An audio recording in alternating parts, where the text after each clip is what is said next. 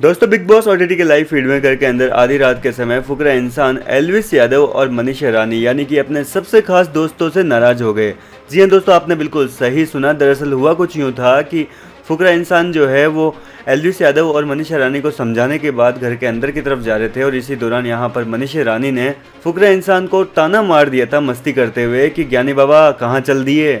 और दोस्तों यहाँ पर फुकरा इंसान इस बात को थोड़ा सा सीरियस ले गए और वो सीधे जाकर वॉशरूम में घुस गए।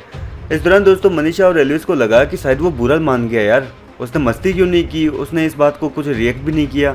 और इसके बाद मनीषा रानी फुकरा इंसान के पीछे पीछे वॉशरूम एरिया तक चली गई और वॉशरूम के बाहर खड़ी होकर दरवाज़ा पीटते हुए कहने लगी कि बिग बॉस चाहते हैं ज्ञानी बाबा जिस अवस्था में है तुरंत बाहर आ जाए।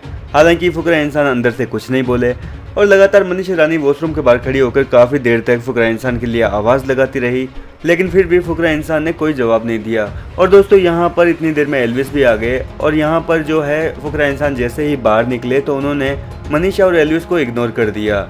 मनीषा रानी यहाँ पर फुकरा इंसान से पूछने लगी कि क्या हुआ, कुछ तो बोल, लेकिन फुकरा इंसान ने यहाँ पर कोई भी जवाब नहीं दिया। जिसके बाद एल्विस ने कहा कि भाई क्या हो गया, बात तो बता।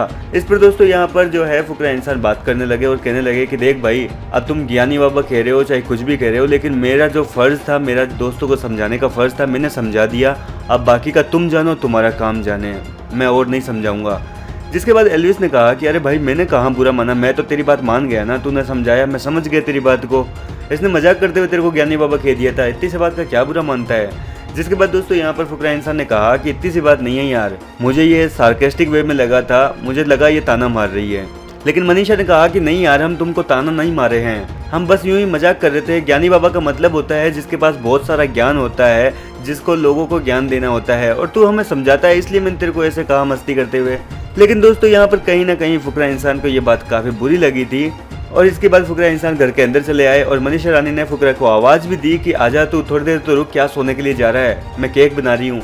लेकिन यहाँ पर फुकरा इंसान ने कहा कि नहीं नहीं, मुझे नहीं खाना, मैं जा रहा हूँ सोने के लिए। यानी कि आज मनीषा के हाथ का केक भी नहीं खा रहे हैं।